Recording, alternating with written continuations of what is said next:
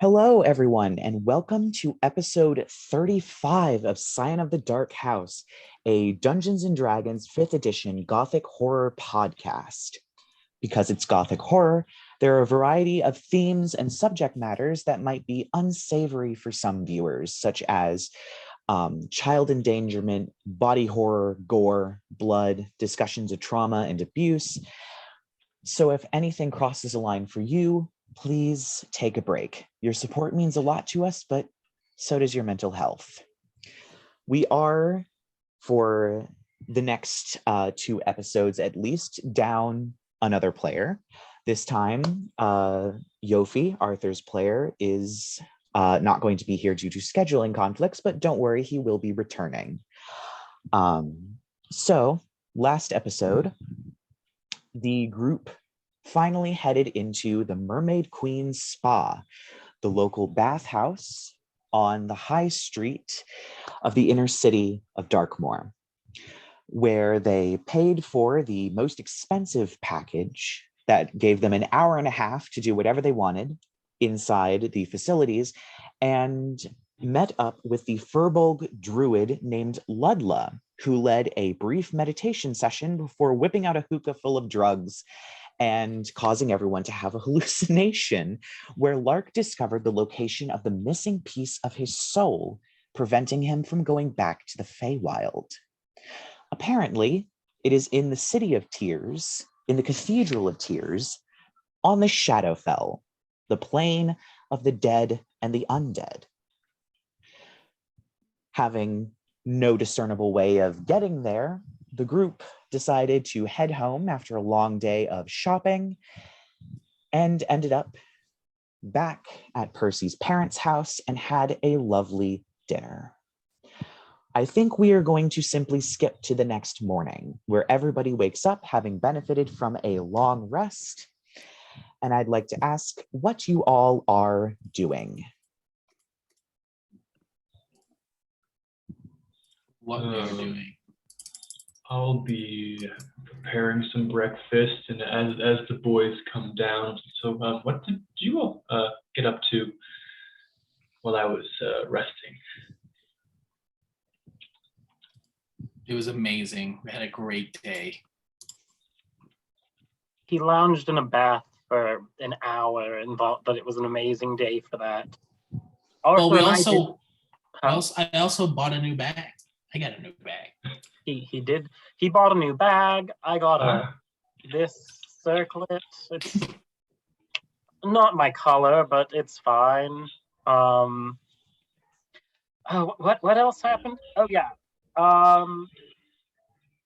Lark's gonna use minor illusion to just illustrate the vision he had for Percy again.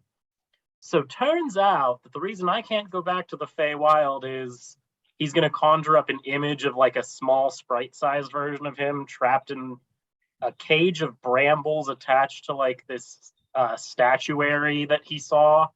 A part of my soul's trapped in the Shadowfell. You didn't bring me back from the brink of death, darling. You brought me back from the dead. Your soul is in another realm of existence? A sliver of it is, which means that I can't leave the earth, the material plane, for some god's awful reason. Well, because of that. The druid that we met, charming woman, also informed me that roughly around the same time that we met, there was a surge of negative energy, which may or may not be linked, because I asked her if she had any idea what was going on with the undead and my situation and all of that. So take it what you will. Oh, and she brought up your family's house, saying that a couple 100 years ago, they were involved with something in the Shadowfell too. I just throw another one on there, I guess. Yes. I'm sorry to hear that, Lark. Well, I have absolutely no concept of where or how or what to do to rectify that, but we'll do what we can.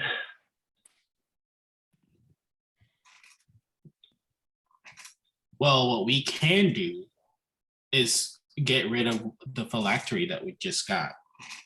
And maybe we can get there eventually. Oh yes, someone at the Spire of Night told us how to destroy the phylactery. Did they? Mm-hmm. Percy's just like holding the jaw of the angel that we killed. Put it in the garbage. Just the severed head. Don't need this anymore. We've Gently spoken. pushes it off the counter into the trash can. Oh, don't throw that. You're We've- wasting it. Don't throw it away.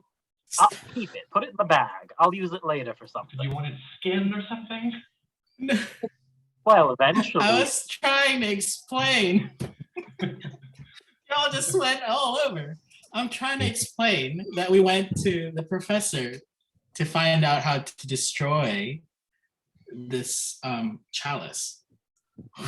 Sorry, I'm like in a laughing fit and I'm trying so hard not to laugh. Whew.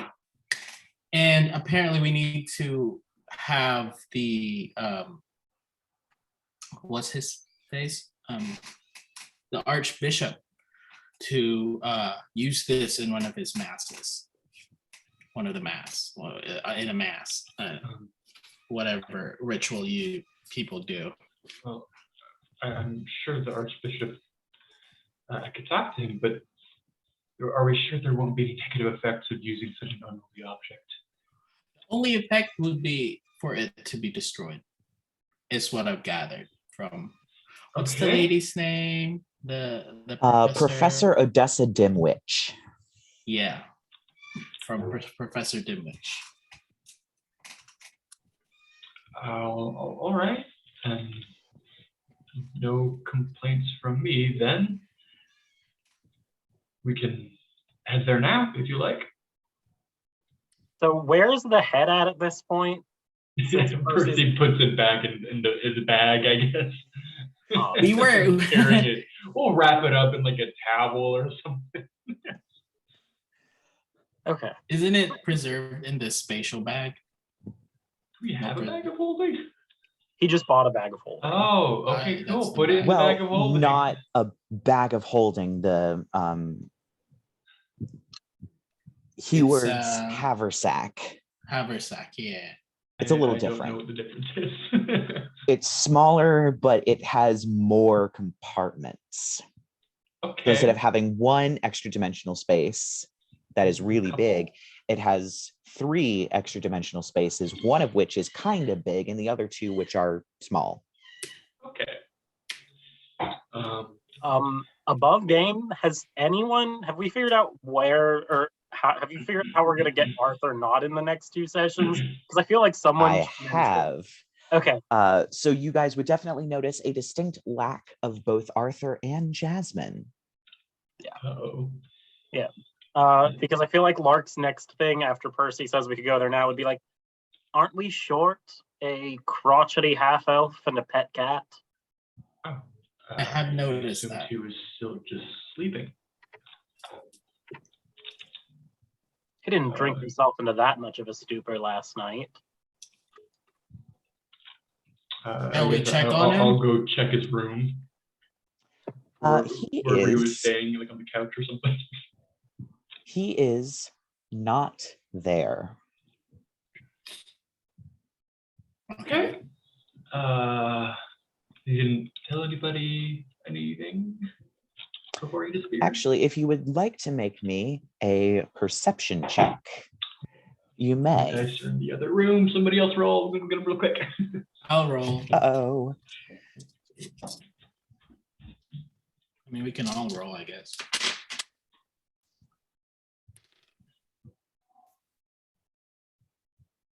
Oh, 25. Ooh.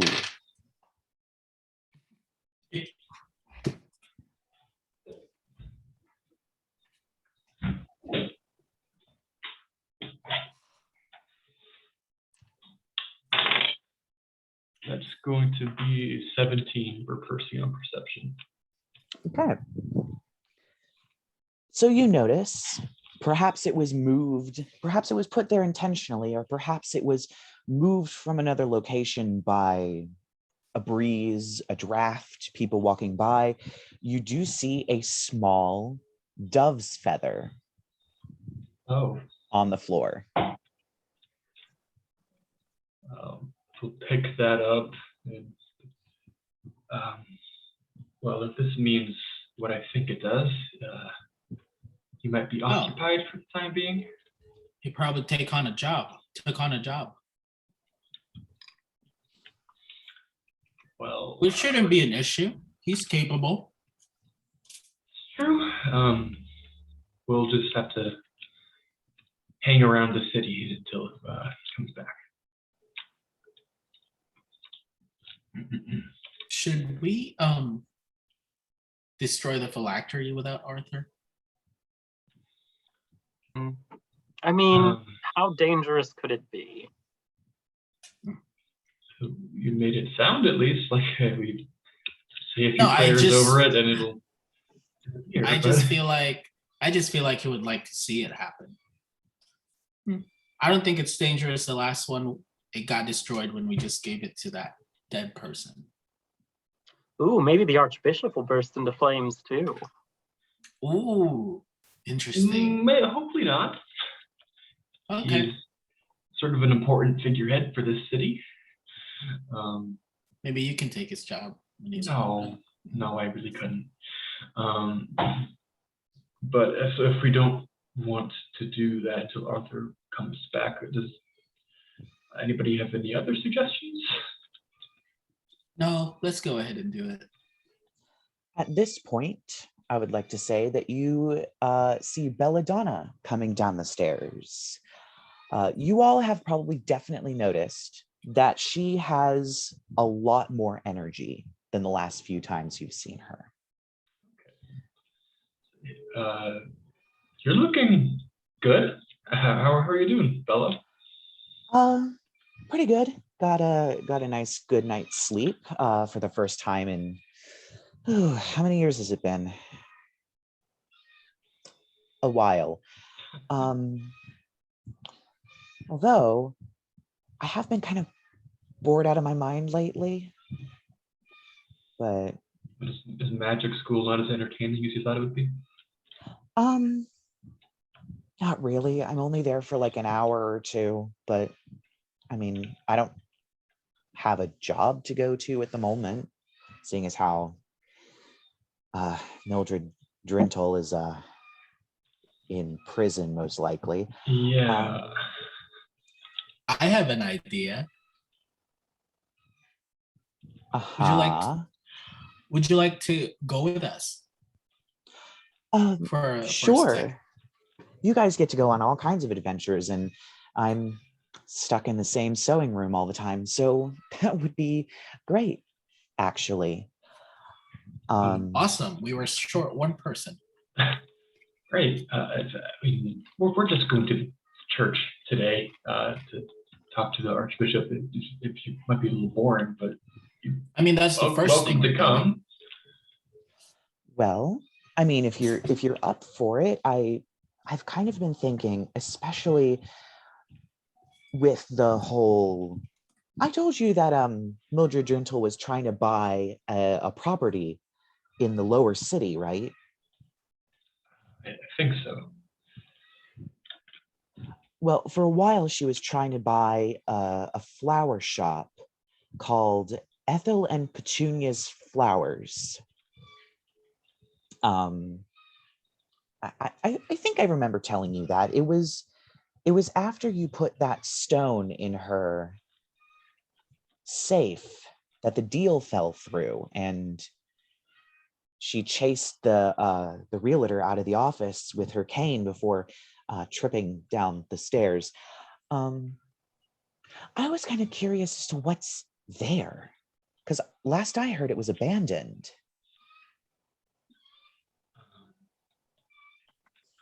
We seem to buy an abandoned flower shop. I mean, it's something. We've time to kill while Arthur's out killing who knows what. Sure. And if we do want to wait for him until we destroy the phylactery, that's a good. Yeah. Would Percy know like when the Archbishop's next like sermon Mass. to the masses would be? He tries to give one every day, but he tends to. Usually, he gives at least one a week. He tries to give one every day because he is indebted to or devoted to Saint Golgotha, who is the patron saint of Darkmoor itself. And so he tries to give at least one daily. Most times the sanctuary is rotating in and out masses of various saints that are popular, or at least popular enough to warrant having a mass. So there is a possibility that he will be giving one today. There's definitely a chance he's giving one at least this week. Okay.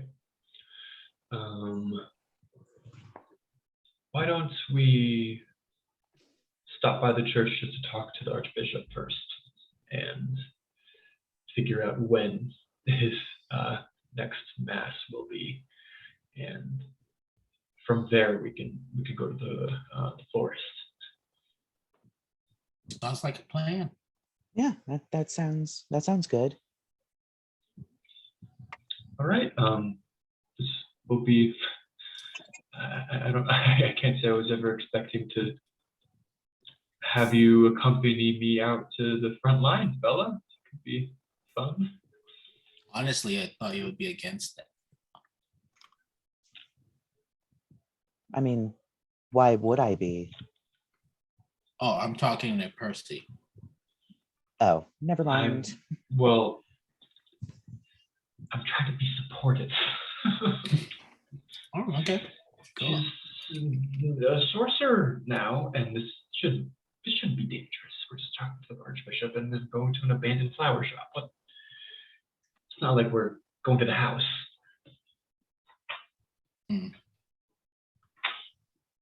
My cat literally scared me. Yeah. Is everyone ready? Yeah, let's go. Sure. So you all head out into the morning light of Darkmoor, as much as there is with the cloud coverage, and you head towards the cathedral. The doors are open, as they generally are, and it appears as though there is a mass, although it is not a mass of Saint Golgotha. It is most likely a mass, perhaps, of a saint such as Saint Jenny or Saint Heskin or something of that nature. And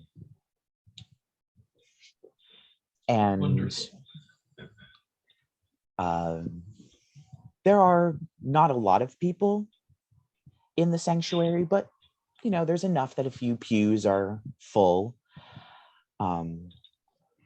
But all in all, the cathedral seems functioning entirely as normal. Nothing seems to be amiss. Nothing seems to be out of the ordinary. Seems like a normal functioning day. Cool. Could we just kind of slip past the mass and go to the Archbishop's office, or should we sit here? Yeah, the cathedral is built with the sort of typical architecture where there is the aisle in the middle, the pews, and then there are side, I forget what they're called, like side aisles that are slightly partitioned by a colonnade, where people can walk up and down without disrupting or having to walk up the middle to go to the actual back of the sanctuary. Yeah. There are definitely other doors aside from the ones behind the altar that lead around to places like the offices, and the rectory and the organist's rooms and the dormitories and things of that nature. So you definitely have a way to quietly slip by. And you do go to, I'm assuming, the offices where Archbishop Sherman is. And his door appears to be closed, but there is light coming out from underneath. So he's clearly in his office. At that moment, as you are walking up to the office, the door opens and out comes a very familiar, I can see your face already. You know what's happening. You know what's coming. A very familiar blue tiefling. He does leave the door open as Edmund comes out and stops as you all are directly in front of him. Oh, sorry, I'll be out of your way in just a moment. And he just squeezes by and continues walking away. Yeah, I guess I'll just stay silent and kind of glare a little bit as he shuffles past. He just keeps popping out everywhere, you know? And once he's Why gone, is that? He's a cleric too. We've mostly seen him here, which makes sense. Also in your head. Yes. Mm-hmm. Like that one time. Yeah, I remember that time. I'd like to not, but here we are. I just kind of knock on the door. It's open. I was being polite and announcing my presence. Come in. Yeah, I will walk on in, and is it like formal to kneel or something? Like, do I need to do some sort of? No, there is no here? like obsessive kneeling or anything like that. It's Wonderful. Yeah.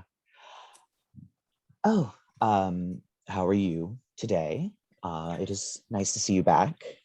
Yes, I'm doing well, thank you. I was wondering, Archbishop, could we ask a favor of you? Of course. My friends and I have discovered, well, it is likely the church should know something of what my family has done in the past. There's some sort of awful ritual to bring Thurzdun, the crazed moon, to our fold of reality. My family, centuries ago, was involved in that somehow. And it's seemingly the ritual is still going underway, and we are trying to stop it. To do so, we need to kill 3 liches. And one of those liches, well, they are, God, I need to look at my notes to make sure I get one of those liches is St. Peleus. Oh. I've only really heard of him mentioned in passing and in documents that were meant to be destroyed. I was not aware that this was an issue. I have imagined most of the world is completely ignorant of what evil things my family did all those many years ago. We're working to undo it. St. Peleus is one of the 3 we need to kill, and we found his phylactery. I see. I guess kind of gesture towards Lark, who I assume was just kind of mage handing it in the air. It's in the half or something. Oh. I'm just going to say, Lark, could you? Is it in my bag? Yeah. It is in my bag? Yeah. Lark will be like, Rerek, do the thing. Okay, let's do the thing. Let's do the thing with the thing that we did last time.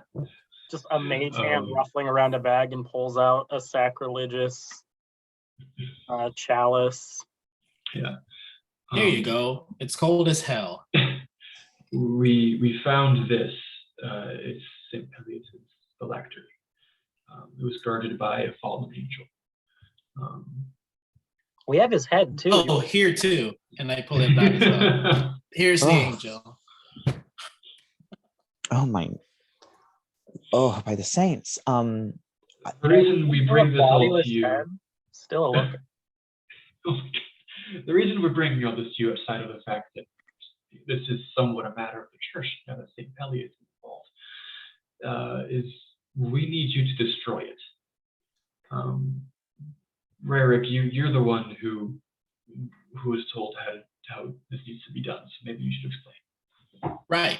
So since the lich was connected to the church, Miss Dimwit, Professor Dimwit said that the way to destroy it is to use it in one of your masses, in a mass. And I'm assuming that it has to be an archbishop. I see. Then I guess at the moment that duty would fall to me. My next sermon and mass is 2 days from now. I had to take a bit of a break today and tomorrow. But is there any other thing that I should be aware of while using it? No, we were not told. Were we told anything else besides? No, I mean, you were just told it was to be used in a mass. It's painful to touch, hence the mage hand. Right. Although we can keep it until you need it by the day of the sermon. This is, of course, if you're willing to go along with it. Well, it sounds as though it is a matter of importance. We do have places for relics that are closely guarded by magical means if we need to store it. But I understand if you want to keep your eyes on it, seeing as how we have had a incident that you all were here for. I understand if there is not enough trust to turn over the artifact, but I assure you we have security if we need to. Trust isn't the problem. I mean, I trust you wholeheartedly, but I just worry. Well, the church's ark has been attacked once. I fear it would happen again. So I think it might be best for us to hold on to it.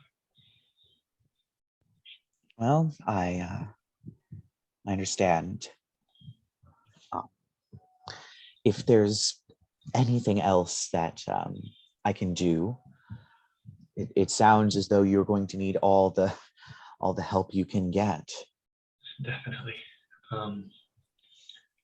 You recognize this head? I certainly don't. It's quite a macabre thing to bring into a church. But if it is a fallen angel, as you say, it's probably incredibly powerful.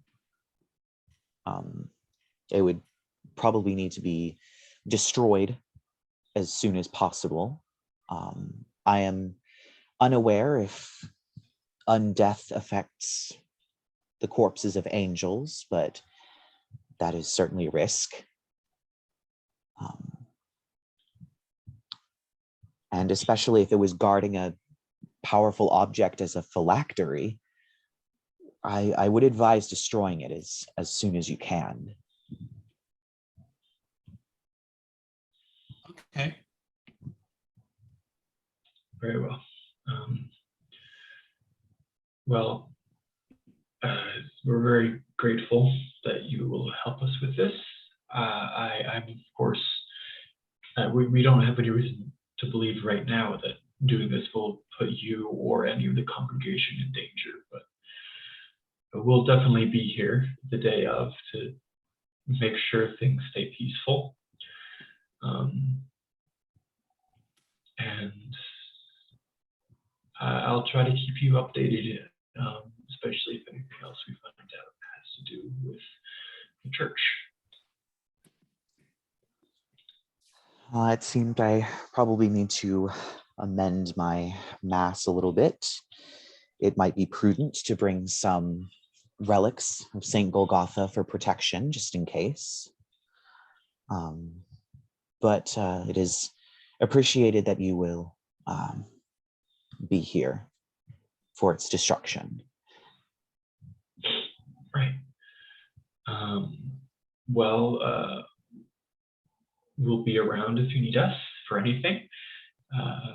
We have a few other matters to look into today. I'm sure you do.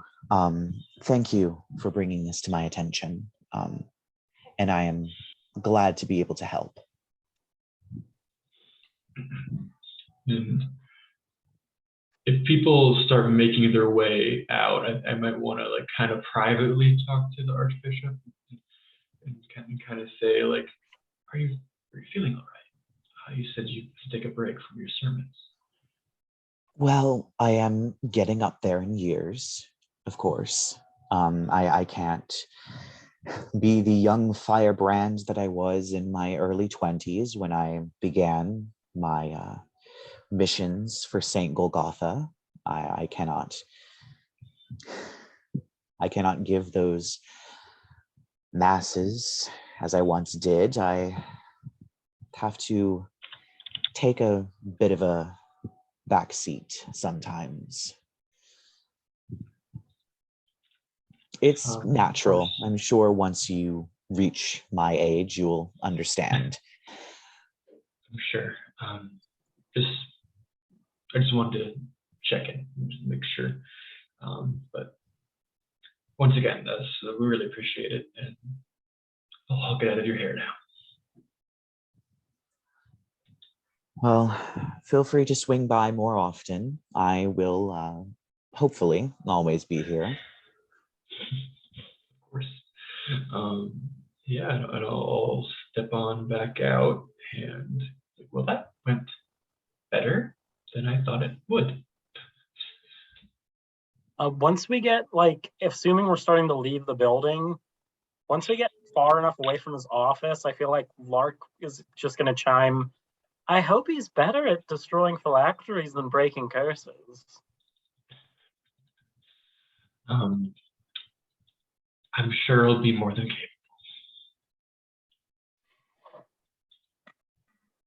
capable. So, Bella, the florist. This is our next assignment. Right. I think it's this way. And she begins to make her way back down to the lower city. You walk amongst the streets of the lower city, which are not as cleanly maintained as the upper city. Some of the places in the street are missing cobbles. There's a lot of mud. Rainwater tends to sort of pool into large puddles in places in the street, as opposed to the lovely drainage systems that you have up top in the upper city. There are a lot of weeds and grasses that seem to be growing out from between the stones in various places. It's generally not as well kept.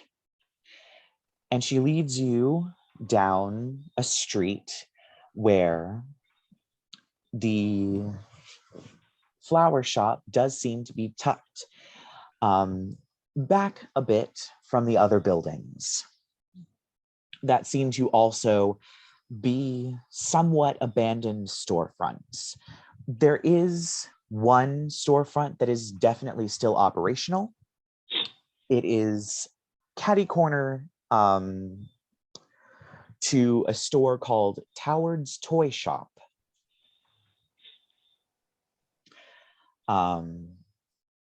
But the windows seem to be dark and boarded up, as well as there is a greenhouse that is sticking out of the front where the glass is completely fogged over with what appears to be pollen and grime and other things that just haven't been cleaned off of it in quite a while. And there is a sign hanging only by one chain, although it should be hanging by two, and it swings lopsidedly in the wind. That does read, at least as legibly as possible with a faded sign, Ethel and Petunia's Flower Shop.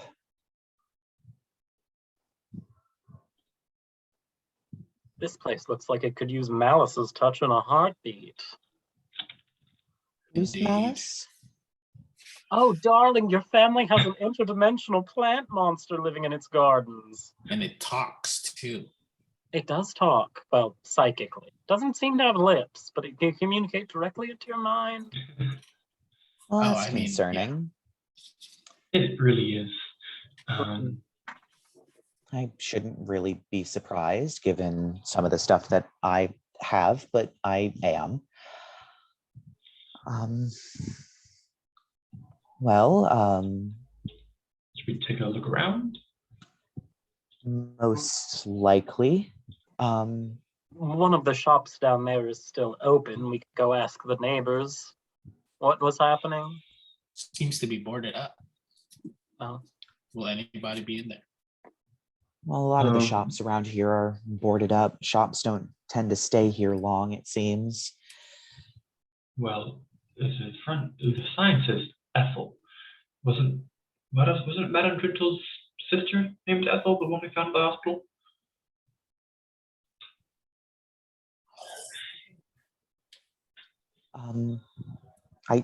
I wasn't aware she had a sister. Well, I think that's definitely pointing in the direction of why she wanted to buy this place. That is true. When Bella says she wasn't aware she had a sister, Lark's gonna be like, "Oh, darling, that's why your people arrested her. She sold her sister out to that butcher who turned her into a monstrosity." Oh. Well, that's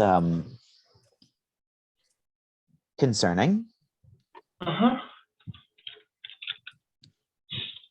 But Lark, so if you want to take a chat with the neighbors, I guess the rest of us can head inside. So wait, you said there was a storefront that still looked like it was open, right? Yes, Toward's Toy Shop. And I need to find where I wrote the name of the owner. Is he in there? Oh. I mean, it's a small shop. I think I remember what it is. So if you are going over to this particular shop, it is definitely a toy shop. The window front is filled with a fantastic display of all kinds of children's toys, from blocks to ducks on strings to mobiles with little birds or other things on it. It's definitely a toy shop that has a lot to do with wood. It sells a lot of wooden toys.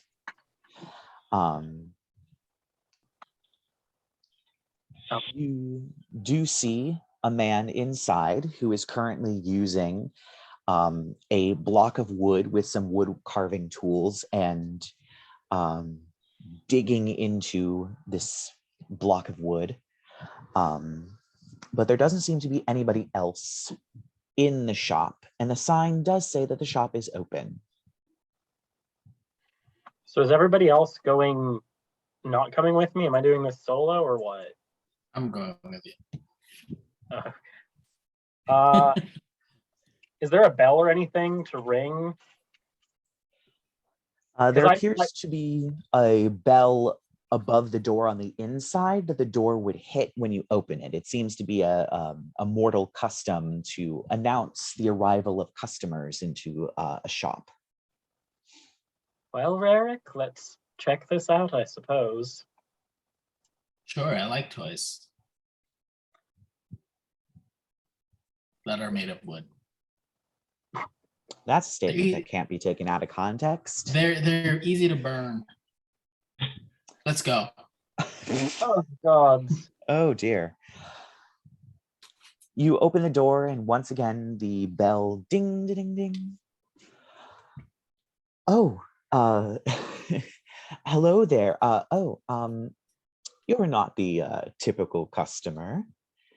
Well, I am Thomas Toward, owner of Toward's Toy Shop. Is there anything in particular that you're looking for?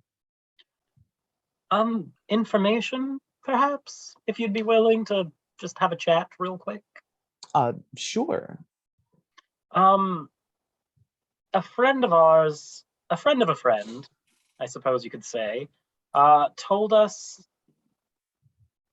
I'm just curious about that flower shop across the way. Ethel and Petunias. Yes. Lovely women. They were always a joy to have around, but well, the older one fell ill, and the younger one was in a wheelchair as it was. So I wasn't sure how long the shop would be there, but it seems they disappeared one day. Well, not really disappeared. The shop just kind of closed.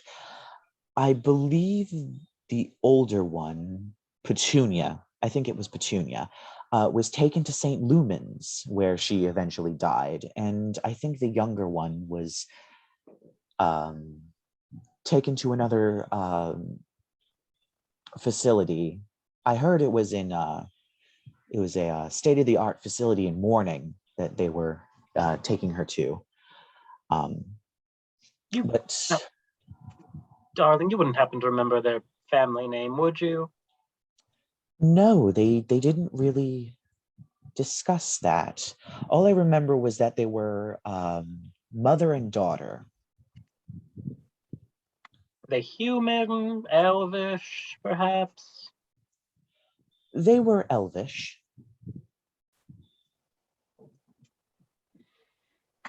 And it's been closed for years, you said. Yes, sadly. They were such good gardeners. They could always grow the most beautiful flowers no matter what. It was sad to see the shop close, but nobody seemed to want to buy it.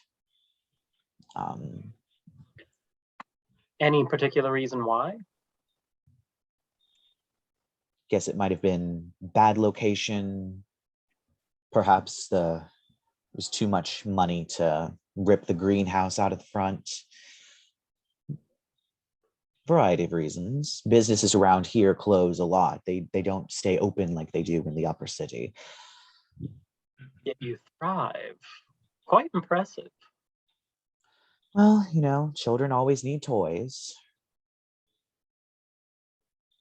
Can I perception check this place to see if it's creepy or anything? Yes, you about may. it? Or insight check him? I don't know. You can actually do both over the course of this conversation. And in Rerek, if you'd like to do one or the other or both, you can. I want to do perception check. I want to find me a good toy. My rolls were trash. Hmm. So my perception, I got a 5, and my insight, I got a 7. My total was a 14 in perception, but let me roll you my portents.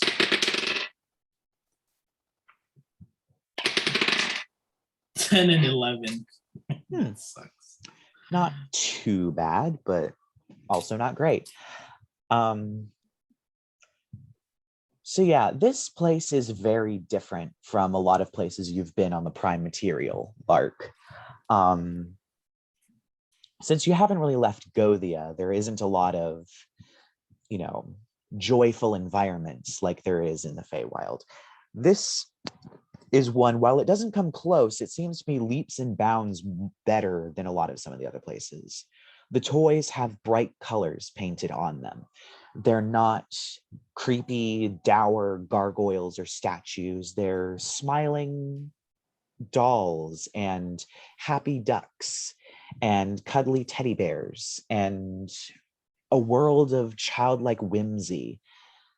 It's nothing compared to some of the kingdoms in the Feywild of Archfey that either watch after children, cater to children, or even steal children. But there definitely is more of a wonderment, and it does catch you a little bit off guard. Rerek, you definitely see a few toys beyond the typical, ducks on strings and bears and rocking horses and mobiles and things like that. You actually do see a few dragon figurines, various wooden dragon statues, as well as even little toy knights that are clearly dragonborn, amongst other knights like elves and dwarves and humans and tieflings and other such things that make up a vast army that is on a shelf, all neatly arranged. And that is what you all notice. Just go, you're a very talented toy maker. These are very detailed. Yes. Well, my father opened this business and I am carrying on its legacy. He taught me well. There's something to be said for people who bring dreams to children, sense of wonderment, etc. Kudos for that. Yes. Giving him a seed.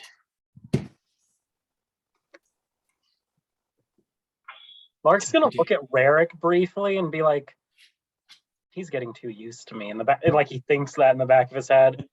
But Lark's gonna pull out of his pocket and just be like, if you want one, consider this a gift from me to you for good luck's sake. A small token, a favor. It's, he motions, he's a fucking 2-foot tall man with monarch Yes. butterfly wings floating in the air, and he's going to be like, if you want it, here you are. Well, Oh, maybe I should give him a gift too. Like this bird thingy. Is that in Arthur's bag or is it in my bag? I think it's in Arthur's bag. Never mind. If Arthur was here, I could have given you this wooden bird and then it'll make bird noises. Oh, well, I was always told it was bad luck to turn down gifts from fairies, so I will certainly be accepting that. And he takes the seed and he kind of looks around for a spot before kind of pulling what appears to be the beginnings of a ball and cup setup, but doesn't have the actual ball on a string or the handle, and just kind of puts the seed in there and sets it on the counter. Well, if there's anything else that I can help you with, I'm here for quite some time. I didn't open more than half an hour ago. I think we might go poke around over there at Ethel and Petunia's old shop and see what's going on. Hopefully the guards don't notice. Immortals are so particular about silly, trivial little things like laws. Well, possession is 9/10 of the law, regrettably. But I don't think you have anything to worry about from guards. They don't really come down streets with abandoned houses too often or abandoned stores. It's the people they're concerned about, not the houses. Splendid. Thank you. It was Towered, right? Towered? Yes. Thomas Thank you. Towered. Thank you, Thomas. You're a peach. Don't forget to plant that and water it.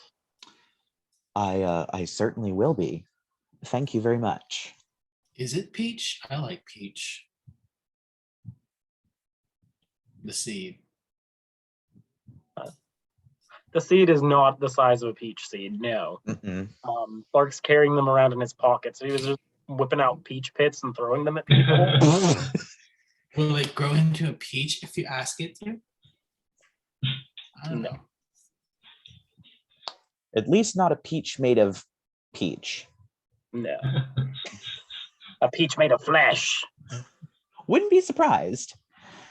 No. So as you head back, we're going to briefly swap over to Percy and Belladonna. So would you like to go first? Yeah, sure. And just go to the front door. Is it locked? It isn't locked, but it is kind of stuck a little bit. Okay. It takes a shouldering to get it open. When you get it open, it is very dusty inside. And it appears to be filled to the brim with dead, overgrown plants. But it is a shop front. There's a counter, there's a cash register, there are various shelves, there's a shop floor with a table. There is a small set of about 2 steps that go up to the greenhouse, which has shelves and pots. There are a lot of pots everywhere, some of which have fallen over. And there is also a room in the back, but it is also dark in here. And as Belladonna walks in, she waves her hand and these orbs of light appear and begin to float away as she seems to direct them with her hand. And they are an odd sort of sickly green color, weirdly not similar to yours at all. Okay, if Percy was like about to like cast the light cantrip, it's weird for him to see his sister like Start doing magic stuff like this. But yeah, I guess I'll just roll an investigation check. Mostly looking for something about Ethel. I want to see if there's some story about Ethel to be found. Yeah, and she's actually going to roll one as well.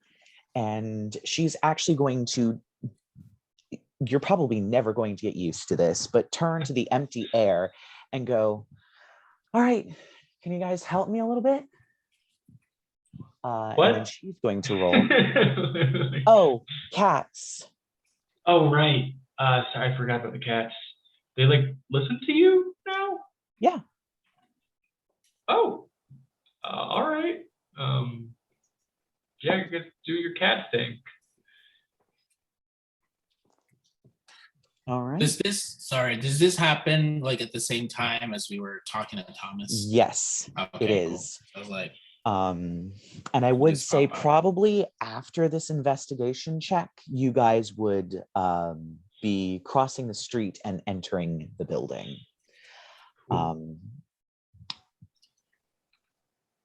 So what did Percy get?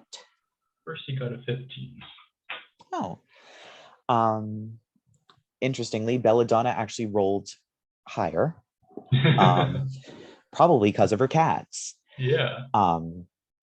As you look around the shop, you notice that a lot of things have been fitted for wheelchair access.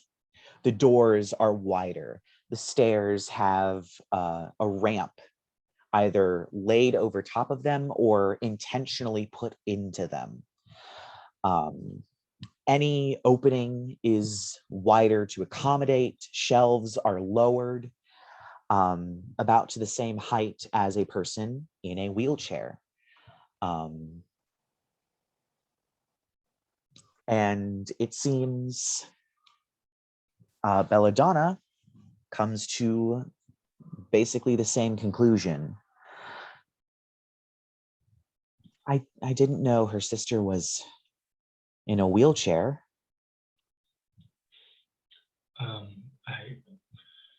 I previously thought that she was in a wheelchair because of what Sebastian did to her, but I guess she was always in a wheelchair. And I think it would be at this point that Rerek and Lark come through the door. Wait, was it his mom or Ethel that was on a wheelchair? I forgot. I think it was Sorry. Ethel that was in a wheelchair. Yes. Okay.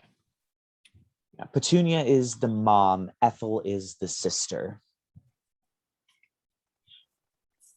There's a lot of you're dead back. beats.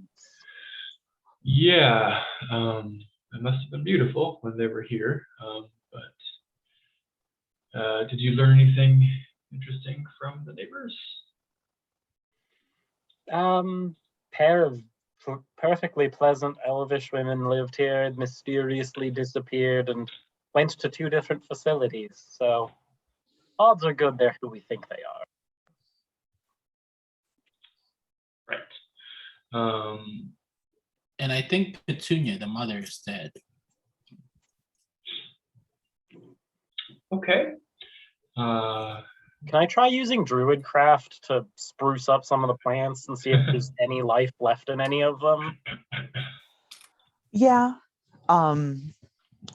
Does Druidcraft? No, it doesn't like resurrect plants. Its flowers bloom, so I was just wondering how far we could push that part of it. You definitely see some green return and some of the plants kind of perk up a little bit, but if they're going to survive, they probably need to be severely pruned.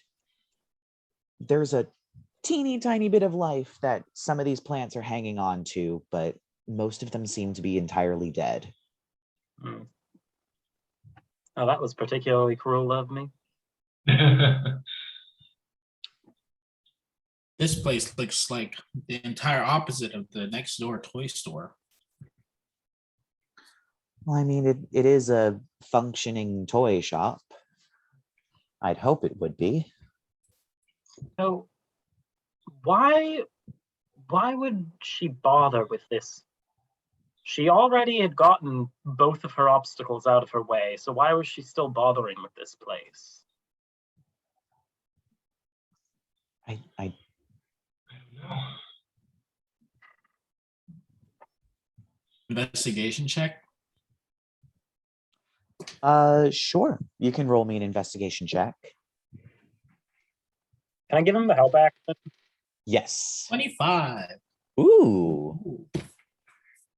If I'm giving you help, you can roll again and take your higher roll in case you get like a nat 20. Doesn't What? exactly help on skill checks, but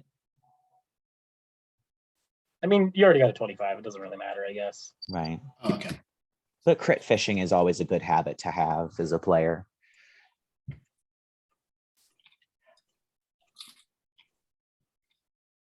Wait, do I roll another? Yeah, Did you I was already giving you roll the help action, twice? so No, Then roll again.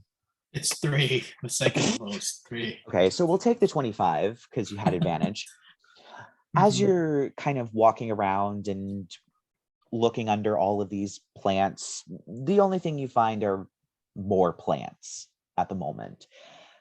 Pots that have been shoved to the back of shelves to make room for other pots, empty pots, full pots with more dead plants in it, pots with soil in it, pots as far as the eye can see. You also find bags of soil and bags of seeds that probably won't grow. But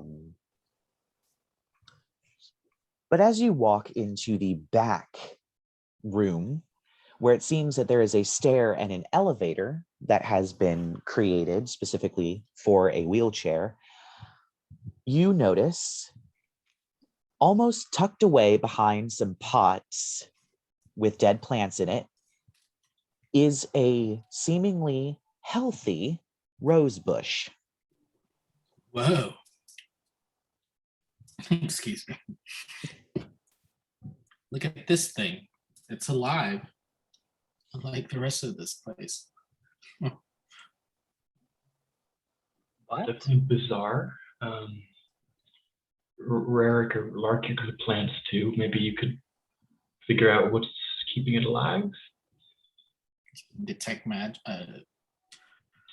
It's weird having both detect magic and identify. I'll identify it. Boop.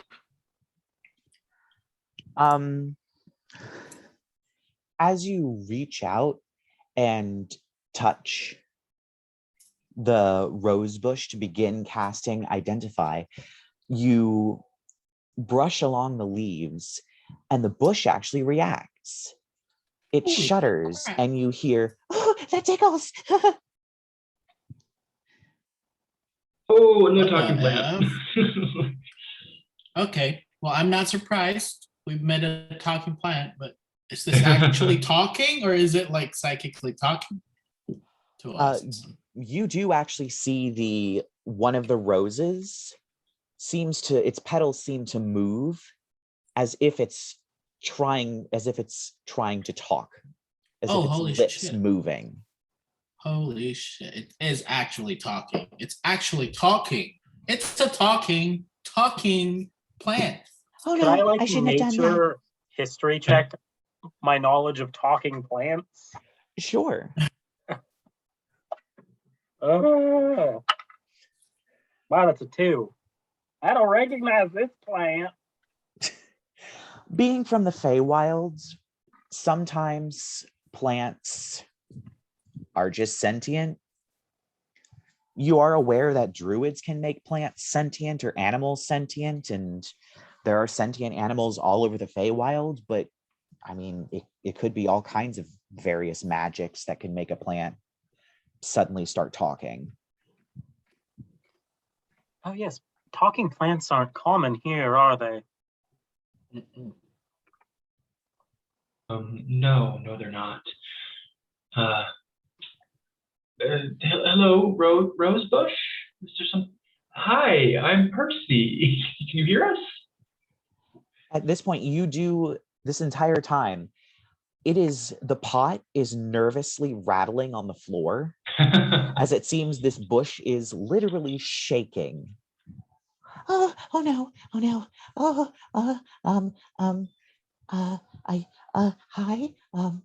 I don't have. We're not gonna hurt you. We wanted to talk. We were very surprised to find you here. Oh my god, calm down. I'm not spitting fire at you. No, not fire. And its pot is still like rattling on the floor. Darling, calm down. I was born out of a flower. I won't let them hurt you, these nasty people. Can I try to do a persuasion check on this plant? You certainly can. Hey, it's something I'm good at that I'm rolling for. That is going to be, what's my modifier on this? Persuasion gets +8, so that's going to be 24. Ooh. Okay. I don't know why. And it's still kind of shaking. Have you not seen people before? No, not really. How did you get here? I don't know. Can I insight check that? You certainly can.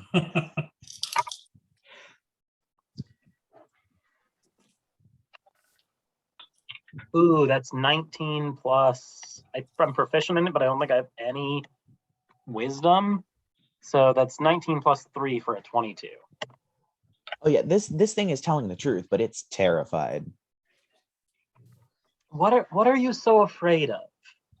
I don't know. I haven't been outside. Can any one of you calm It this could be thing down? scary. no, none of us are going to take you outside. You can calm down. Rerek, put the plant down. Putting a chip in my mouth. Okay, fine. Oop. Um, well, hi. I'm a rose bush. I think that's what I am. No one's really told me what I am. I just, I think it's, and you see a vine wrap around a little, one of those little white signs made of wood and kind of holds it up a little bit. And it just says common rose handwritten on it. Common. Yes, I think you are a rosebush, and a very lovely rosebush at that. Okay, I don't know okay. about common. Well, I don't know. It's just the only thing I had for I guess that's what I am. And it pulls it back in and puts it in the dirt in the pot. Do you Darling, you remember? get to choose your name. Choose something more fabulous than just common. Common is a great name. I don't know any names. You could be Rosie or Thorn or I don't know, something that speaks to you. Or Common, the singer, a rapper. I guess we can go with a Rosie. That's fine. Very well. And hi, Rosie. Like I said, I'm Percy. This is Lark, Rerek, my sister Belladonna. We're just. How long have you been here, Rosie? A very long time, I think. It's hard to tell. I don't know. Do you get enough sunlight and water in here? As far as I knew, most mortal plants needed those, at least. I usually spend time over there, and one of the vines kind of pushes a single leaf out and it points in the general direction of the greenhouse. Water drips in there all the time, and I get enough sunlight. You. All right. Who put you in this spot? Do you remember? No, I don't. I've always been in this pot. No, spot. This spot. Oh. This area. Oh, and you see the pot kind of wobble and actually rise into the air as you see roots coming out of the bottom of it. About 5 roots stick out and support it, almost like a spider. And it's wobbling on its roots. I can move around. Holy crap. Holy crap. It's a walking, talking plant. Walking and talking. Yes, we're here, darling. Rosie, you woke up here one day, correct? Didn't really know what was going on before then? Right. Do you remember anyone? You don't remember anyone from when you woke up, do you? I remember there was a woman in a chair, and she was getting pushed out the door by 2 men in white coats.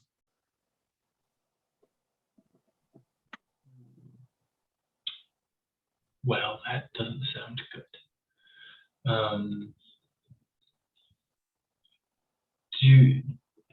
That woman I think was named Ethel. Do you know Ethel? No. All right. What about Petunia, Ethel's mother?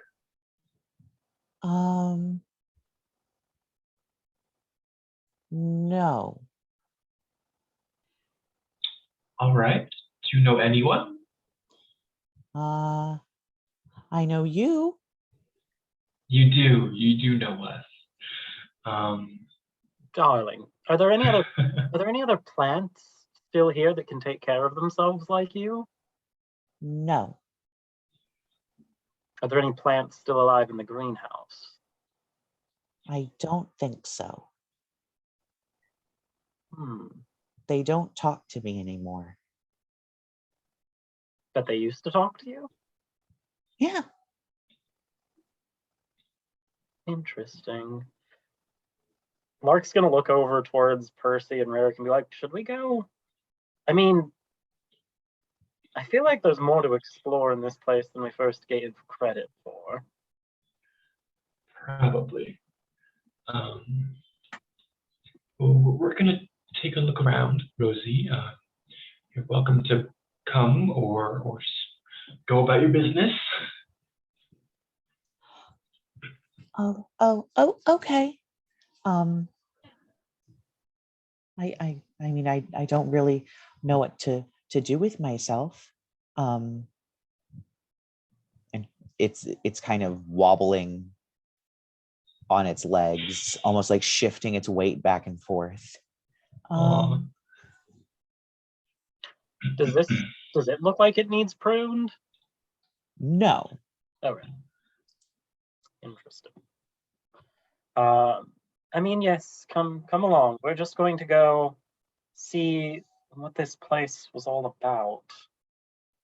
Because this is interesting to me.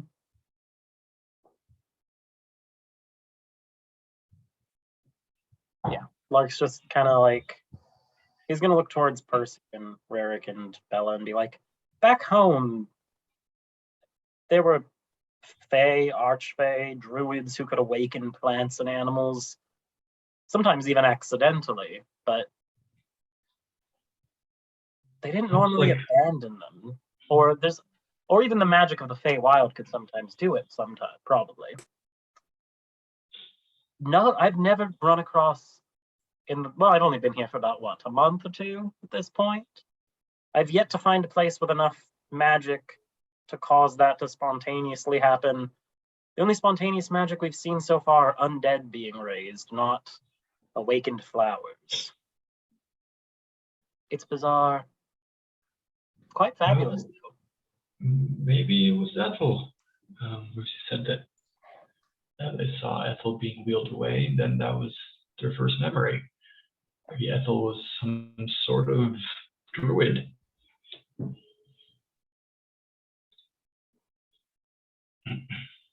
She probably was one, a druid. Oh shit! Excuse me. All right. Is there a section of this place we haven't been to yet? There is a spiral staircase in this room, as well as an elevator. Gotcha. Yeah, we'll walk up the stairs. As you're walking up the stairs, you do see Rosie seem to go over to the elevator, and two of the roots go up and wrap around a lever and pull it, and it just sits there and waits for the elevator to come down as it does begin to slowly descend with a sort of screeching metal sound. Well, this is exciting, Bella says, kind of popping back into the conversation. Definitely. You guys just like do this all the time? Mm-hmm. Yeah. Rosie is honestly a nice change of pace. Interesting. At least Rosie's not trying to eat us or Yeah. make a deal with us. Rerek. What? I resemble that remark. Oh. I was mean, talking about malice.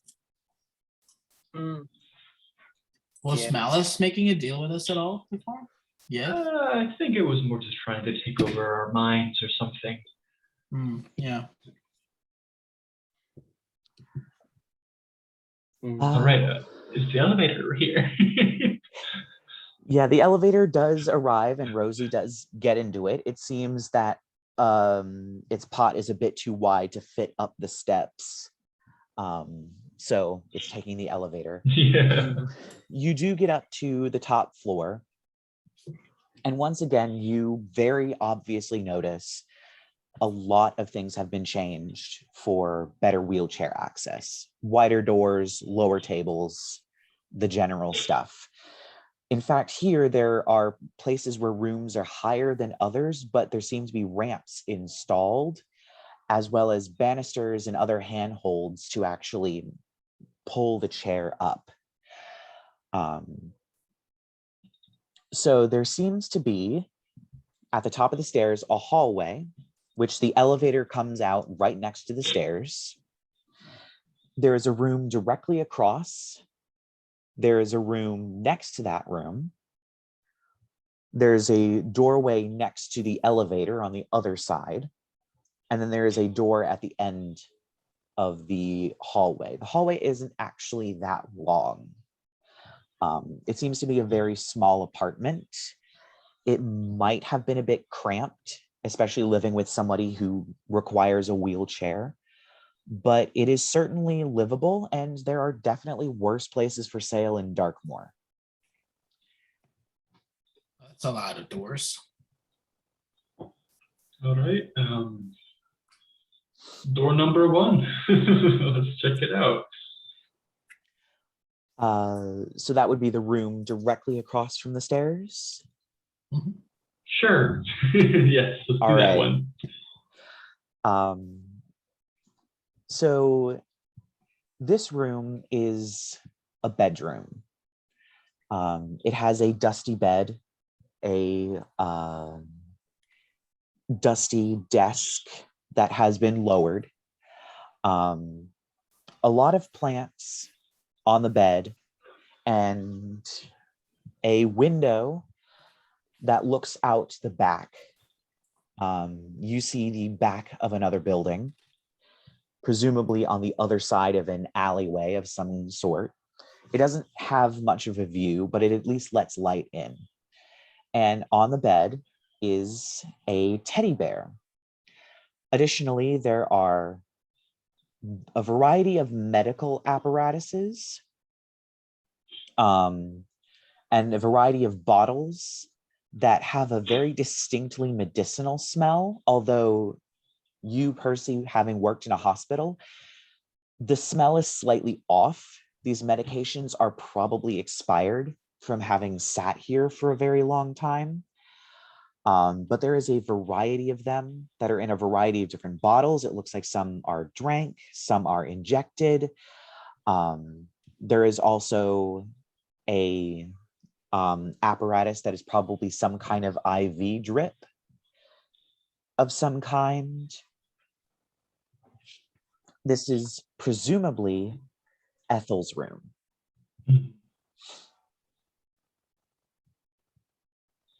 All right.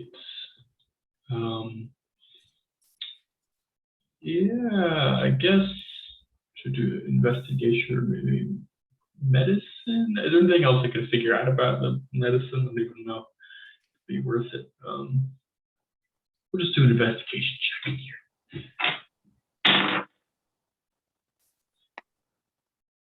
It's gonna be a 9. Oh, is there something Lark wanted to do? Instead of having him help, or actually, can I, Rerek? Lark's gonna whisper in Rerek's ear and be like, do that thing where you see magic and tell me if you see anything, doll. Okay. Detect magic then. Let's see. You cast Detect Magic. There does not seem to be any magic within 30 feet of you. Everything here is entirely mundane. Nothing. There's nothing. Nothing's magic here. Not even Rosie? Where is Rosie? She's like right behind us, right? Yeah, the elevator has come with Rosie, and Rosie is not necessarily with you. Rosie is kind of wandering around the upstairs. I don't know. I don't think she's close enough for me to pick up. She's definitely within 30 feet. I guess Rosie's female now. They. I mean, yeah, if we want to get plants are scientific, both anyway. a lot of species of plants are both.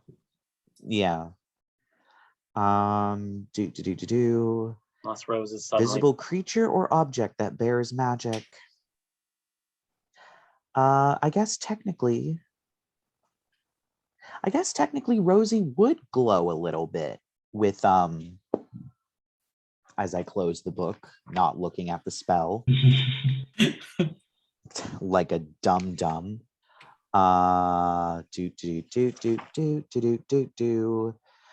With transmutation magic.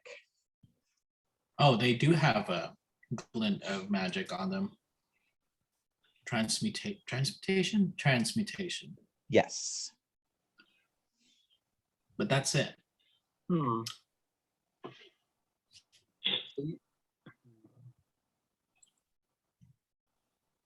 And I have this up for 10 minutes, so if we go to the next room or wherever, that's farther out. Yeah, I think you kind of see through, unless it's like an inch of lead, a foot of stone, or like 5 feet of wood or something like that. You can sense it around you.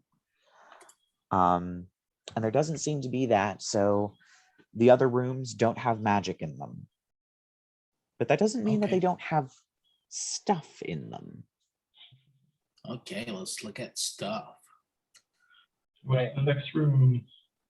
Oh, you know what would have been nice? If you found out what kind of medicine that was. We would probably know what was wrong with Ethel. All right, I'll make a medicine check. It's a 21. Great job. Most of them are various types of painkillers. Oh, cool. I can't really assign a specific illness. She was clearly just in a lot of pain. Oh, poor lady. Yeah, I'm shocked I didn't know about her sister.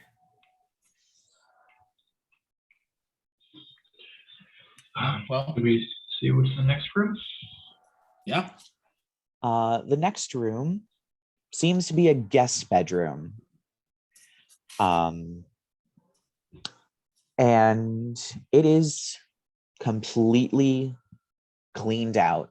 There is no sign that anybody was living in there. But yeah, it's just a regular bedroom with a desk that is at regular height, and a bed and a window. All right. Nothing here.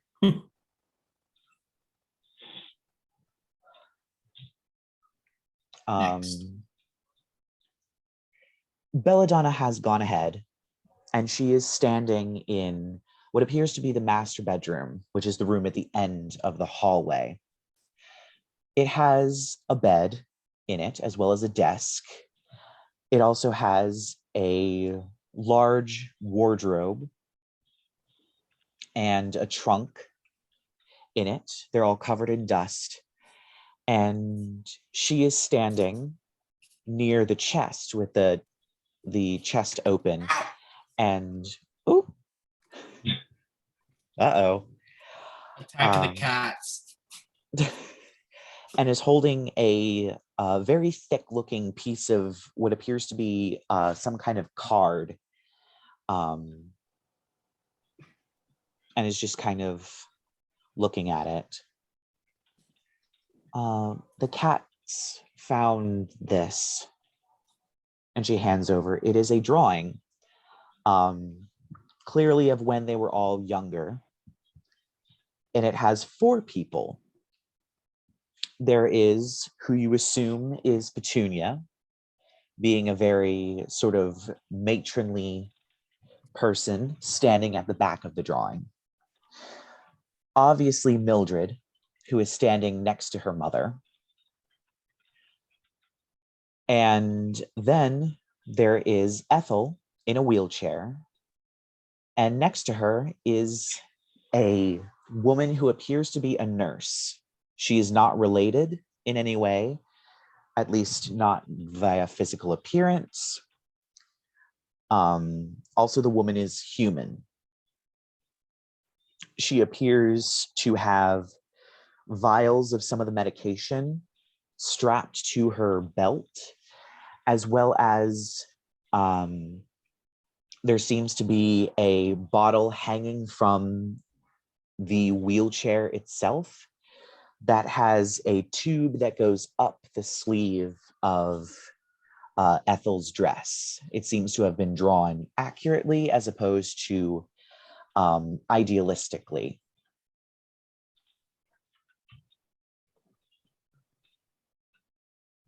And that is what you see.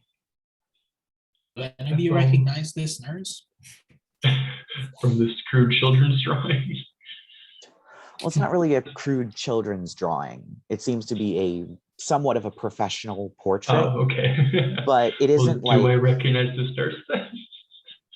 Can I make a check for that? If you'd like, I guess you could make a history check is the closest thing, unless you just want to do straight intelligence.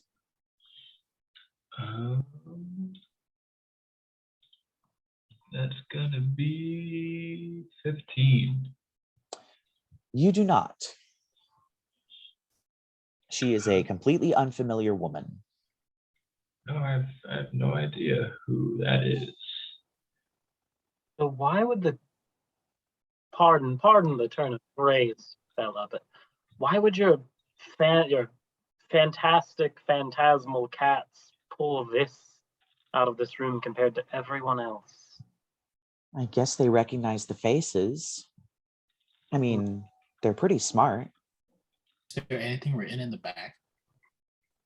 There doesn't seem to be. Well,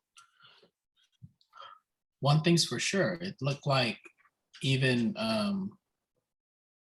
what's Madam Drinttal's first name is?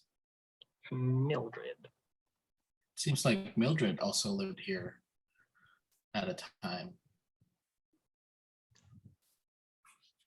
Well, I mean, if they were family, I'm sure she did. Should we keep searching the rooms? There's still one last room we have to check, right?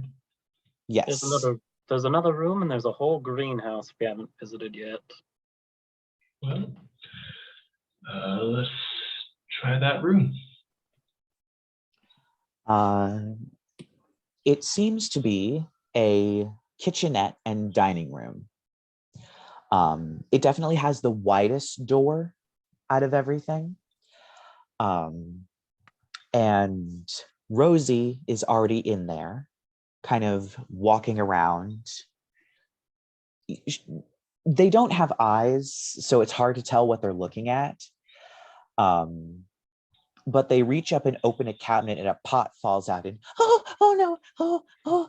And some of the vines reach out and pick up the pot and like maneuver it back into the cabinet.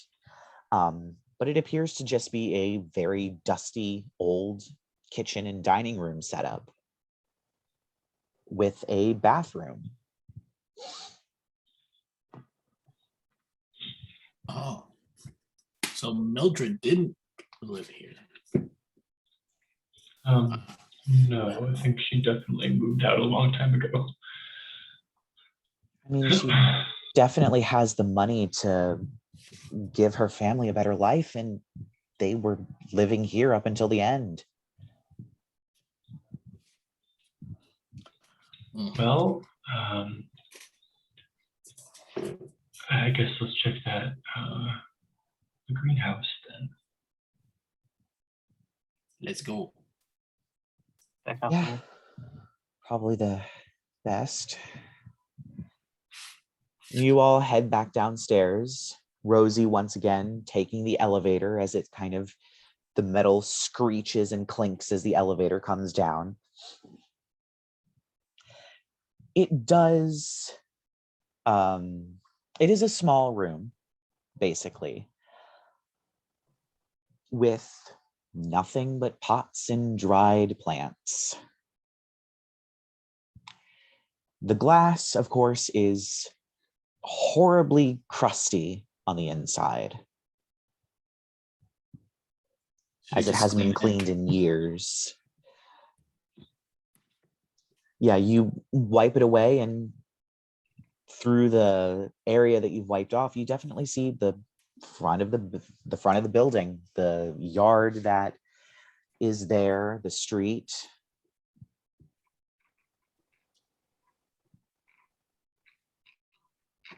Is there anything else? Like, Can I? do an investigation check?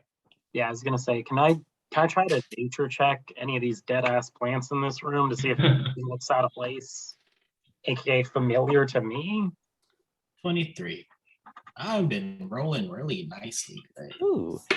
Belladonna also rolled, and she rolled really well on an investigation check because she has advantage Hell with yeah. cats. Oh. My cat's attack.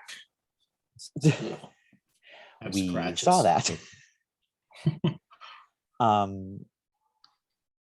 So what did you all get on investigation? Those of you that rolled? 23.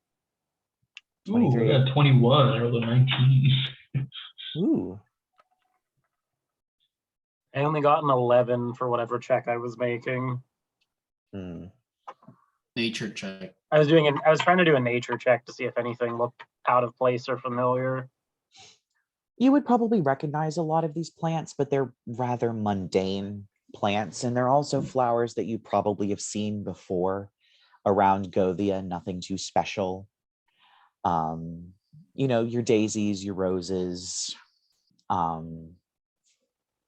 your various small ivies and ferns and things like that. Nothing too extraordinary, no fancy faraway plants.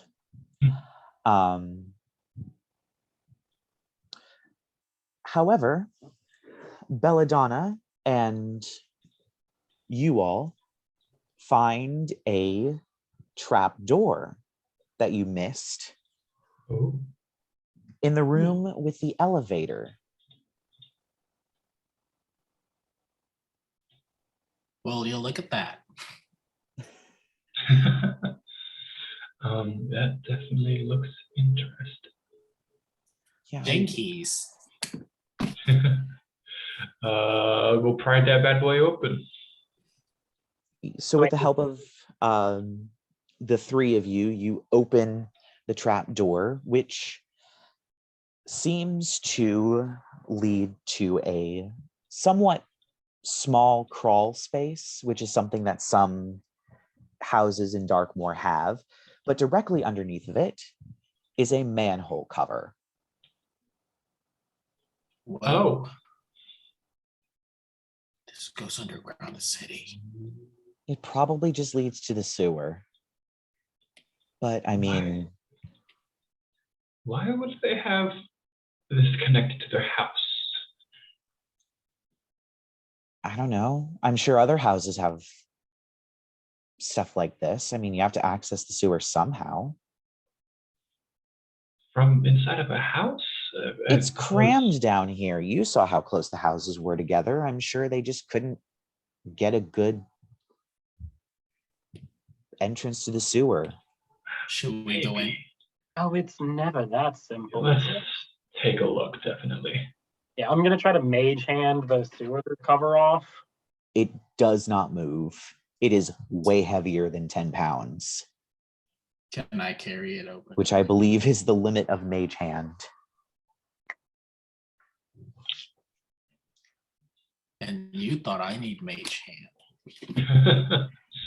Let me check something real quick. Because reasons.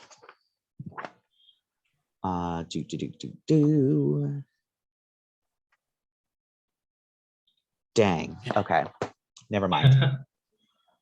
Should I just blast it? I mean, we can probably just lift it. And she's gonna make a strength check. Yeah, I'll make a strength. I'll give her the help action, I guess. I'll do it with her. Yeah. Don't manholes have those hook thingies that you like hook open? Yes, but they're still heavy. Yeah. Okay. And you don't have those specialized like hook things that make it real easy. So the two of you, the Kritzwald siblings, pull the manhole cover off of the manhole, and there is a wave of what you assume is probably typical sewer smell. Rerek just goes, God damn. Okay. Bad. Bella, could you give us some light down there? Sure. And she casts dancing lights, once again, bringing those strange, unearthly green orbs into existence and sending them down, spreading them out. It appears to be a very large tunnel that is arched. You can see the angle and reflection from the bricks, as well as it seems to have almost sidewalks on either side of a dark, almost river flowing through the center. And you definitely hear rushing water. There's nothing immediately incriminating that we can see. Nothing immediately incriminating. Cool. Should we keep going, or should we wait for Arthur to be in here? I mean, what could possibly be down there? Dead I mean, I'm still things. going. And Belladonna just literally just starts climbing down the ladder into the sewer. Holy crap. Yeah, I'm gonna follow after her. Of course we will. I mean, I don't have to climb or touch anything, so I'm going to float down. Is Rosie going to try following us? You see Rosie kind of leaned over the edge a little bit as you guys look back up, and Rosie just goes, I think I'm going to stay here. It's scary down there. Darling, stay up there. Go back into the greenhouse. We'll come and check on you later, all right? Okay. Rosie, very quickly, do you know what's down there? I don't know. Did daylight just lie? Did the plant Just lie? Insight check the plant again. Yeah. Let's see. I'll insight check that. You're insight checking the plant again. I don't know. The tone I was don't kind trust of this like rose bush. the way they said I don't know. It seemed like they actually do know. I did like. I feel like from my perspective, I insight checked it way earlier and it was completely up front. So I feel like Lark's just like, okay, this is a like freshly awakened plant with absolutely no chutzpah to be like driving and eating. Well, I rolled 19, and I had plus 3, so it's 22. Yeah, this plant has no clue what's down here. Okay, fine. I feel bad. Yeah, it didn't doubting even the know plant. what was in the cabinet in the room upstairs when it opened it and dropped a pot.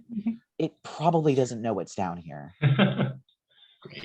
As we go down, Lark's just going to be like, we can't leave that poor baby here by itself. You What? want to adopt it? Quite possibly. Or maybe, Well, we can Can we figure put that out them in after my we space cross the pocket? sewers. like, do note that Lark is treating this plant nicer than he treats 90%. I was gonna Yeah. say, Yeah. about like Rerek was about to say, you're pretty nice. You're a lot nicer to this plant than anybody else. Well, darling, I was born out of a magical plant. Of course, I feel more kinship with that than half of you fuckers. Oh, great. Okay. You were born out of a flower. Yes, Feywild, darling, do keep up. And this is while we're all climbing down, right? We're all Having on a this ladder. conversation. Lark also yet again flies, so he's just like, going to slip and fall into the shit. Maybe you should. Yeah, well, Bella's Okay. already at the bottom at this point, and you guys kind of hop down. And it looks to both directions like it goes for quite a ways. There are various holes where presumably there are pipes that lead up to various fixtures that are dumping out into here. And other than that, it seems like a typical sewer. I didn't think they were this big.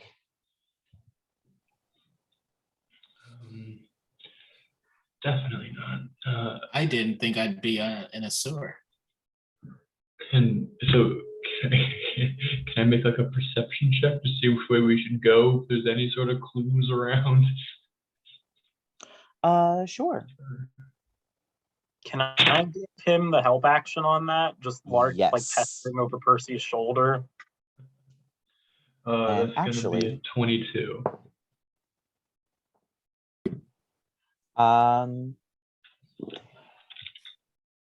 There doesn't seem to be any sort of clear sign, like a signpost that says this way is this thing and that way is that thing. But the water is definitely flowing. If you're staring at the other wall to your left. So wherever it's coming from, if you want to know, is to the right. Belladonna rolled higher than you, but she wasn't looking for the same thing. She's kind of leaning out over the water. It looks rather clean for a sewer. I guess it's all the rainwater. I'm gonna shape water bend some up. Sure. And just I won't splash her in the face. I'm just gonna have it like float a sphere of it in front of her and be like, "Is that enough for you? What do those cat's eyes see, darling?"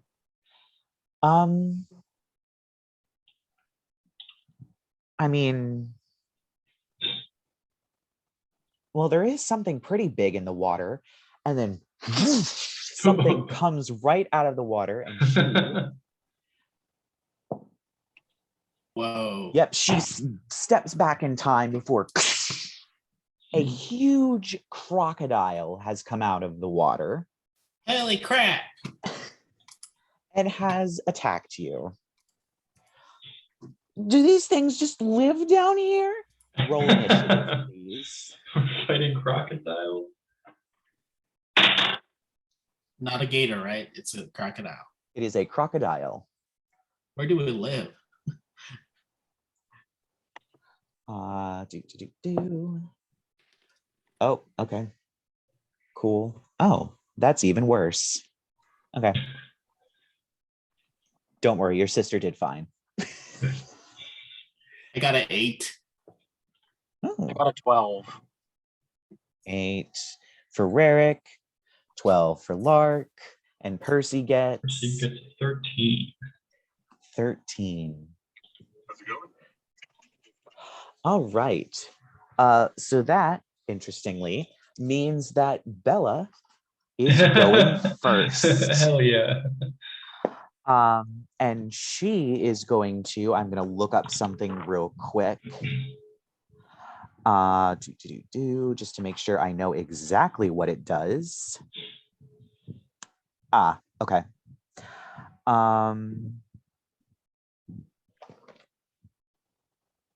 She's going to go, here goes nothing.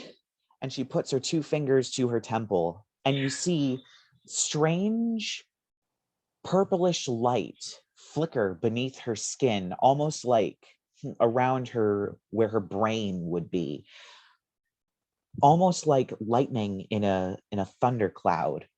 And she is going to, oh, yep, it failed.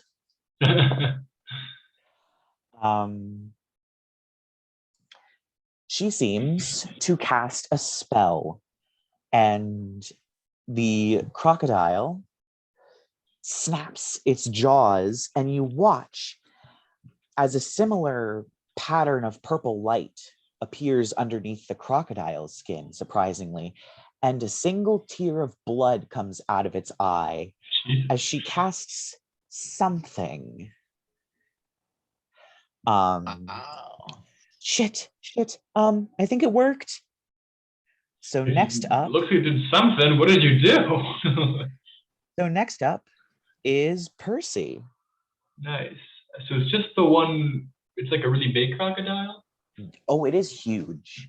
Okay. Crocodilo giganto. She probably has a good constitution score then. I'll still try it. I'm going to cast blindness, deafness on it. I'm going to try to blind it. Ooh. So that is a saving throw on its behalf. Yes. Gotta beat, I think, 15. And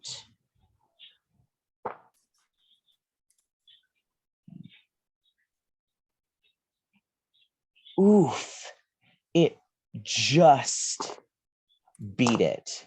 It would have beat it by more if Belladonna hadn't cast Mind Sliver on it. Can I use a reaction if I haven't moved in combat yet?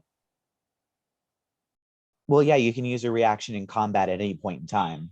Can I cast Silvery Barbs on this saving throw to make it re-roll and take the lower roll? Yes, you certainly can. And it's also going to be subject to, and it makes a 14, 17. Dang. Actually, oh no, the other one would have been lower. So it rolled a 15 exactly. Can I give so it is one not of my blinded. Can I use one of my portents even after that? Yes, you may. Okay. You are using your Yeah. reaction. Which one would you like to use? The 10. So that would make it 10. It is blinded. Hell yeah. Team effort there. De nada. I will, even though Silvery Barbs didn't work on it, I think I still get to give something advantage on the next thing, so I'll just give it to Bella. Oh no, it worked. Yeah. Okay. The spell went through. Yeah. So yeah, you can give advantage to someone on something. I'll give it to Bella. Bella has advantage on her next saving throw, attack roll, or ability check. Does it change? Can you choose, or does it change based on what you Silvery Barbs? Let me double check for you real quick. Silvery Barbs, 5e. Because I feel like it would make sense that because it was a saving throw and you Silvery Barbs it would be a saving throw that she'd get advantage on. The chosen creature has advantage on the next attack roll, ability check, or saving throw it makes within 1 minute. Oh, So it doesn't any of the specify. three- Yeah, but you can only empower a creature by one use of the spell at a time. So you can't like load somebody up with extra advantage. I No see. infinite Okay. advantage. All right. So is that it for Percy's turn? I don't think I have any cantrip bonus actions.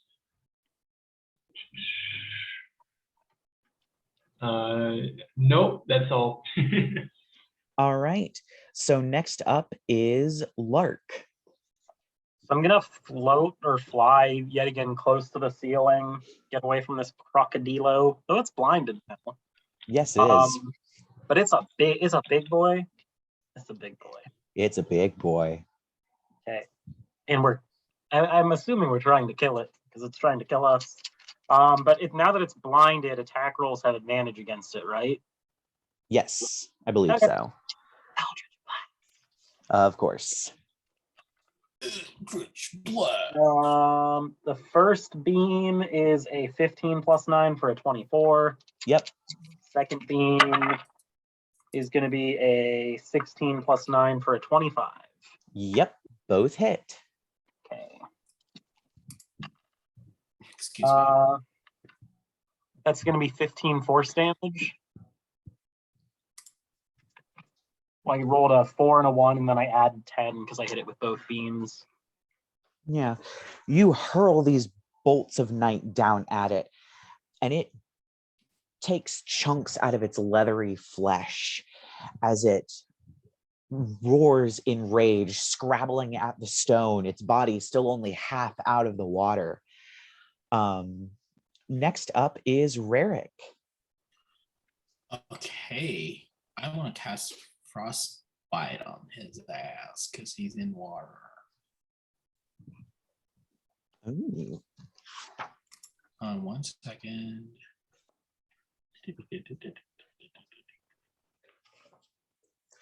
Constitution saving throw. Constitution saving throw. Oh, it got a 5.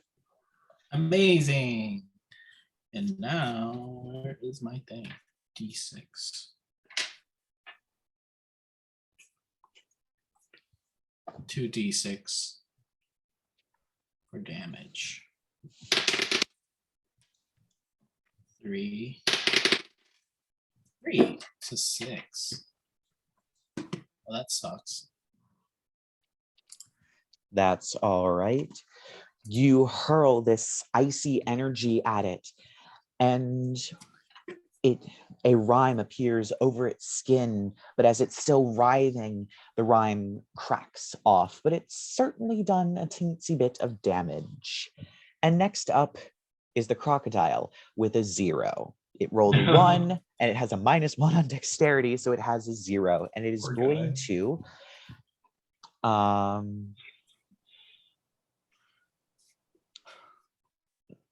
it is going to, yeah, it's going to take a bite attack at, who is the other person that would be closest to the crocodile aside from Belladonna? Probably me. So it's going to take a bite attack at Belladonna and a bite attack at you, but it's doing so at disadvantage. Hell yeah.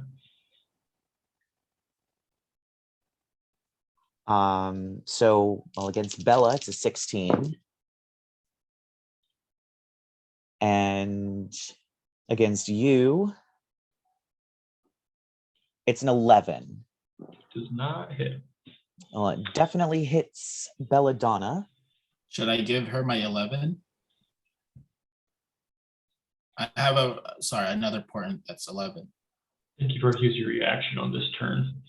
Oh, Yeah. did I already use mine? Yeah, we're not back to the top of the round yet, so you and I can't Oh, take actions anymore. oh shit. Right. So she is going to be taking, yikes, that is a lot of damage. Take your sister in the sewer. Get her head cut off. I'll The play best a part. idea. Oh, it's not that much.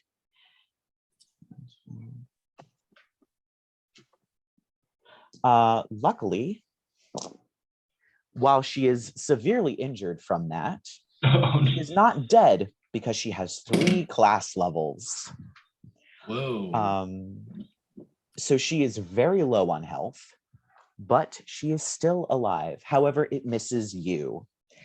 And we return to the top of the round with Belladonna, who is going to, at this point, if I can actually get to the spell that she is going to be using, once again, you see the appearance of the purple lightning around her brain as she goes, yep.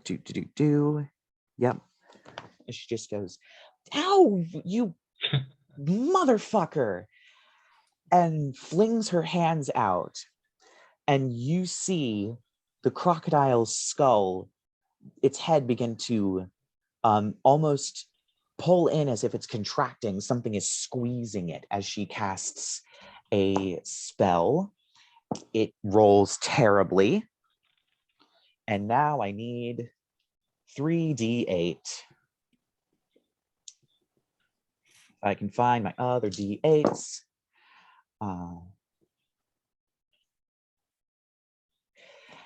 And more blood spurts out of its eyes and drips out of its mouth as it continues scrabbling around on the stone. And she's actually going to take the risk and back it up out of this creature's range. Oh my god, it rolled a 15 both times. Oh no, Bella. As she tries to back up and escape from this thing, Bella, to keep it from biting her again. And well, that definitely takes her down to 0 hit points. She, it snaps onto her and she seems to fall unconscious. Great. But still in a blind rage, it does not drag her into the water and still thrashes violently around as it is still blinded. Next up is you, Percy. Cool. So I'm gonna cast, I guess, just Sacred Flame as my action. So we gotta beat a DC 15 Dex save. Failed. Hell yeah. Let's take 2d8 of radiant damage. Ooh. I can get my d8 out of here. It's a 7. 5. So that's gonna be 12 damage, and I'm gonna do a bonus action healing word on Bella. All right.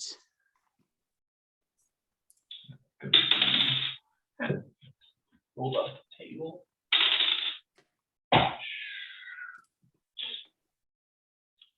Just add my wisdom modifier to that, I think. Mm-hmm. Which is gonna be, she gets 5 health. Woo! As she's still lying on the cold stone, just oh, ouch! Get in the back! And next up is Lark. How fucked up does this crocodile look now? Pretty fucked up. Okay. Lark's gonna be like, I guess it's might as well try it. I just bought it yesterday. I'm gonna use my circlet of blasting Ooh. to cast a scorching ray on this thing. Yes. A free scorching ray a day. I can't complain. So unfortunately the spell attack bonus is actually less than if I just cast it myself. But it's still blinded, so advantage. Yep. That was a 6 and a 4, so that is 11 to hit on the first beam of it. Nope.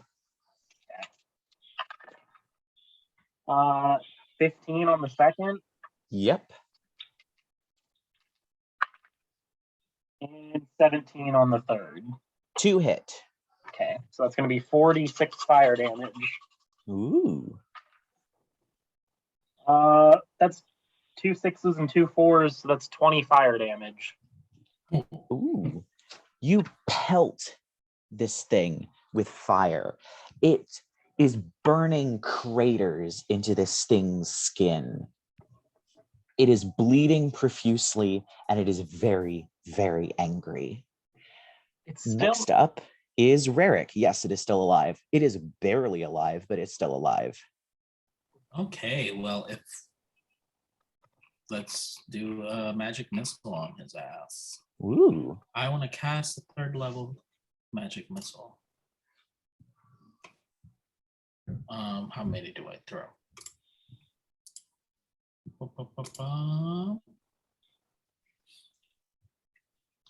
Is it 3? No, it's 5, because it's 1 for every level above first level, and first level's 4. Cool. So you get 6. Sorry, you get 6 beams, 6 bolts. Let me do my math. Hold on. 3,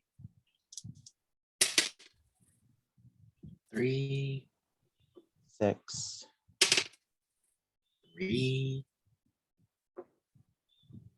9, 2, 11, 2, 13. and 1. That's 14. Right, yeah, you pelt this thing with magic missiles, and once again, it creates holes in this thing's flesh, blasting chunks of it away. It is barely holding on to life, whereas Still once it alive? was scrabbling at the stones, now its one arm scrapes almost lazily as it continues, but it is still alive, and it is now its turn. It's going to turn and it's going to attempt to bite you, Percy. Oh, excuse me. And since it is still blinded, it has disadvantage. 14.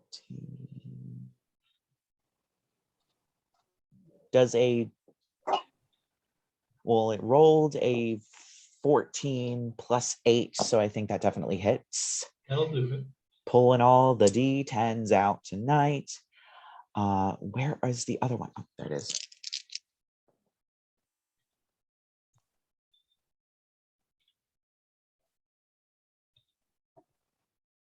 So that is 26 points of piercing damage as it finally snaps onto you. But it only did 1. And it is back up to the top with Bella, who is going to once again put her fingers to her temple, the purple lightning around her brain, and the purple lightning begins to appear around this creature's brain. Oh, yeah, it definitely fails. And its brain glows with this sort of purplish lightning before it just, you hear this loud crack as its skull cracks open and its brain comes out and almost fries, becoming solid like a piece of popcorn that's just popped, still arcing with a bit of purple electricity before, and you are out of combat. Bella, are you okay? I don't know. I think I'm bleeding from I use things that my have never bled medicine before. kit. I'm gonna heal her with my medicine kit.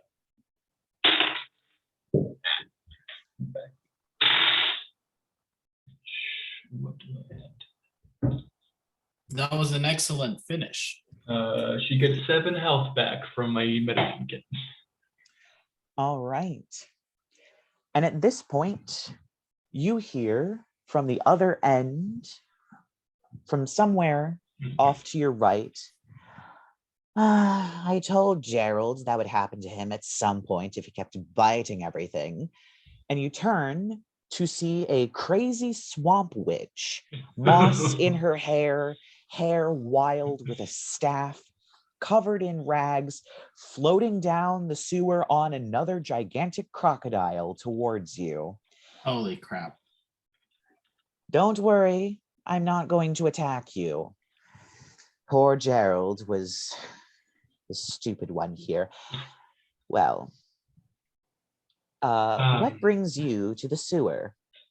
And we're going to finish the episode there. Come back next week to figure out what the hell is going on with the weird swamp witch. And how is Belladonna's first adventure out going to finish? So we will see you all next week. And I will see you guys in about 5 minutes.